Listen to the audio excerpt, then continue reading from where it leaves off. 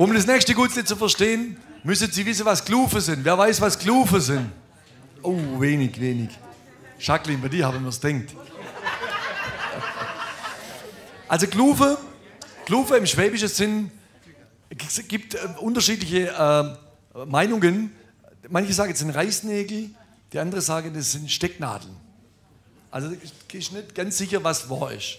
Aber gehen wir mal davon aus, es sind Stecknadeln, Glufe. Und jetzt habe ich eine folgende Story anzubieten. Ich habe ein Klassentreffen gehabt. Ein Klassentreffen habe ich gehabt. Und da war einer von meinen ehemaligen Mitschülern dabei. Logisch, war ja ein Klassentreffen. Und der hat ziemlich angegeben. Der hat eine Visitenkarte gehabt, da stand drauf, Senior Sales Manager Pins. Also eigentlich Glufer-Vertreter.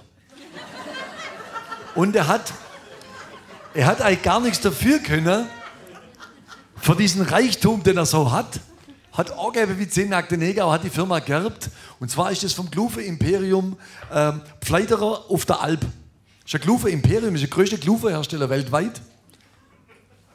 Glaube ich. Und jetzt hat mir das bei dem Klassentreffen ein bisschen gefuchst.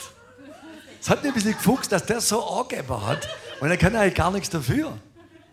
Und so habe ich ihn dann, ich weiß nicht, ob er es verwundert hat bis heute, aber ich habe dann quasi diese Überhöhung seines Status mit Senior Sales Manager, habe ihn dann, ich gebe es zu, ein bisschen verdorben.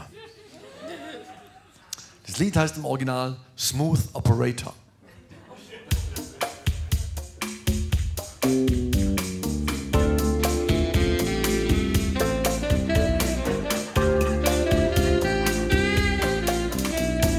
Deine Uhr und deine Schuhe,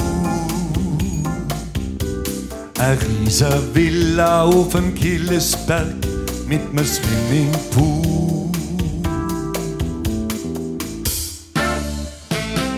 Für mich bist trotzdem bloß ein Glufer-Vertreter. Glufer-Vertreter. Glufer-Vertreter. Ich find's geil.